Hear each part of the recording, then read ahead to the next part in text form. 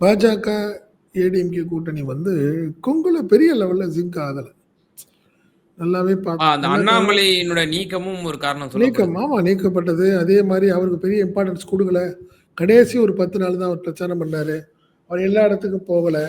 குறிப்பா சில அவருக்கு வேண்டிய நண்பர்கள், நீங்க கரூர் விஜயபாஸ்கர், தொண்டாமுத்தூர் வேலுமணி, இப்படி சிலருக்கு தான் போயிருக்காரு. அவர் எல்லா இடங்கள்லாம் போகல அவர்.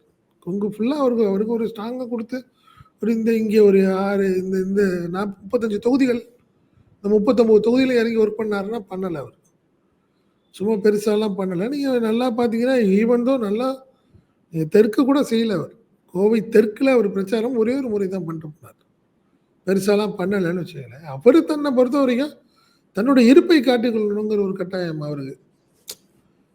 ஏன்னா நம்ம எதுவுமே செய்யலைன்ற மாதிரி ஆயிடக்கூடாது. ஹைகமாண்ட் நம்மளை வந்து தேர்தல் ஒர்க்கை நீங்கள் பண்ணலையேன்னு சொல்லிடக்கூடாதுங்கிறதுனால அதுக்கு இதெல்லாம் இன்னொரு ஹெலிகாப்டர்லாம் கொடுத்து வச்சுருந்தாங்க அவருக்கு. ஹெலிகாப்டர்லாம் போயிட்டு வந்துட்டு இருந்தாருன்னு வச்சுக்கோங்களேன். ஸோ நீங்கள் வந்து அது நல்லாவே தெரியுது. அண்ணாமலையுடைய அந்த ஒரு ஆப்சன்ஸ் வந்து நல்லாவே தெரியுது. அவர் பட்டும் படாமல் வேலை பார்த்ததுங்கிறது கூட நல்லாவே தெரியுது. பட் அதிமுக தனியாக போராடுச்சு, அப்படிதான் நம்ம சொல்லணும்.